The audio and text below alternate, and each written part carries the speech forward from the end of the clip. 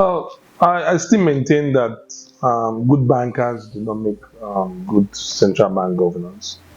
But this appointment is quite different because he has experience in both banking and other areas that he has also worked in. So I'm expecting something different from him, other than most bankers.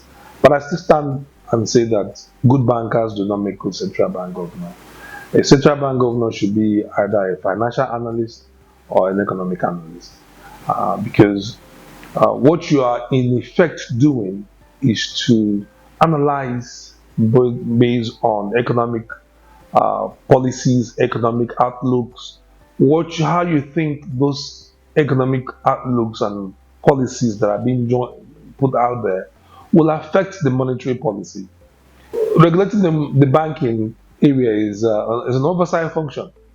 Their key function is maintaining and regularizing and pushing the monetary policy in the right direction that favors the country. So when you use bankers, bankers are credit managers, so they're not analysts, financial analysts or economic analysts.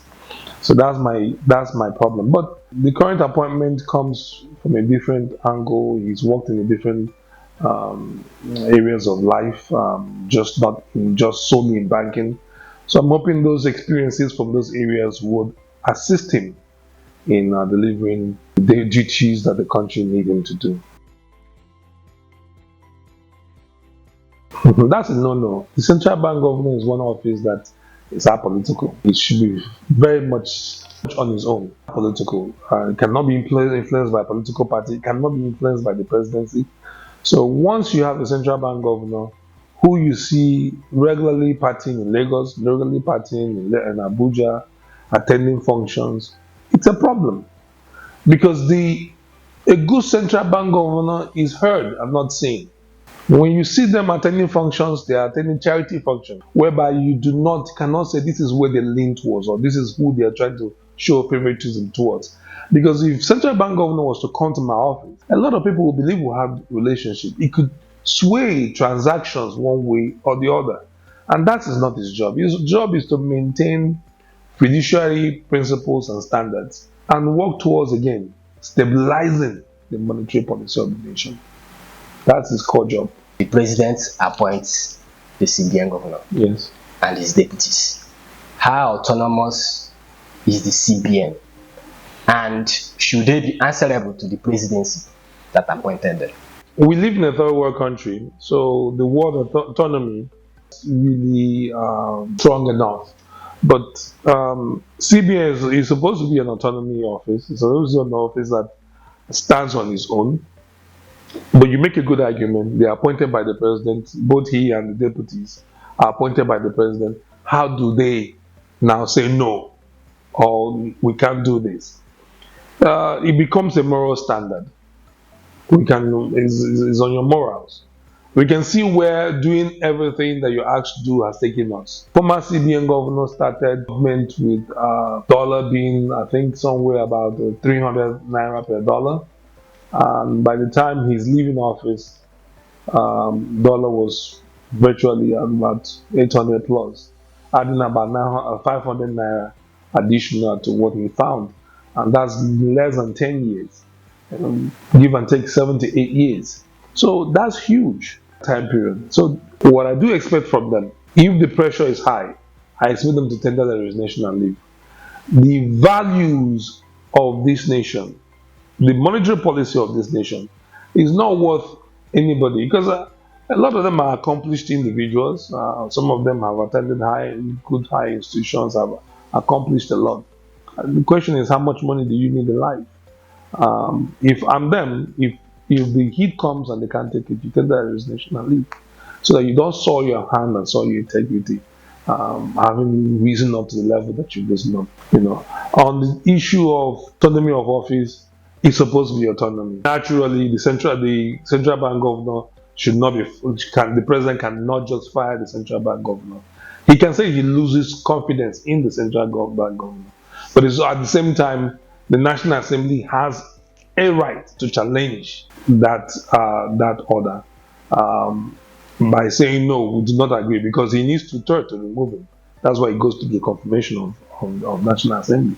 The president needs two-thirds of the National Assembly to remove the central bank governor from office. Unlike his ministerial aides that he can remove and fire at any time he wants, he actually needs two-thirds majority of the central bank governor of the Senate to remove him. But can the president say, I no longer have confidence? Yes, he can say that and ask him to step down.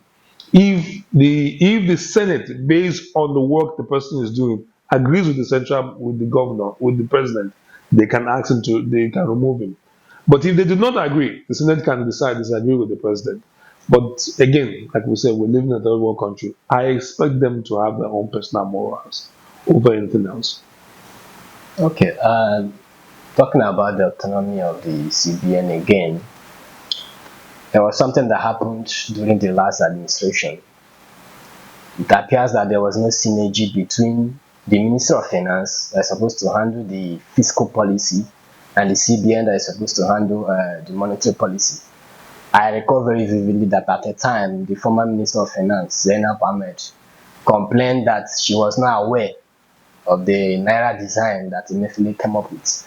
What type of synergy are you expecting between the Minister of Finance in this current dispensation and the CBN? A synergy that will foster our monetary policy and fiscal policy to move the economy. The Central Bank and the Ministry of Finance should not be intertwined together. They are separate entities of its own.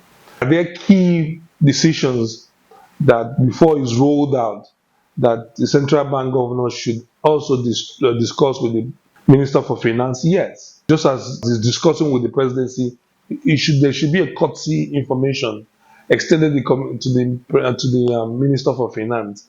The reason is the Minister of Finance, by the appointment, is also a coordinating minister. This current Minister of Finance is also a coordinating minister, which means that he's coordinating the economy of the nation, which means he's also taking care of the fiscal policy of the nation. So it's important when certain decisions are being taken on the monetary policy that they check in with them to make sure they're not at crossroad, they're not walking at a parallel line, that they're going towards the same goal.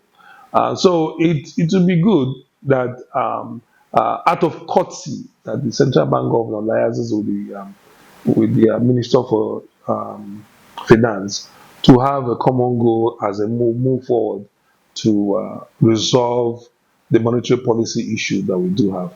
And mind you, I have been saying since 2015 that Nigeria has a monetary policy issue. And I also maintain that you cannot use banking policy to correct a monetary policy problem. And what has been happening in the last 8 years is using banking policy to correct monetary policy problem, and it does not work.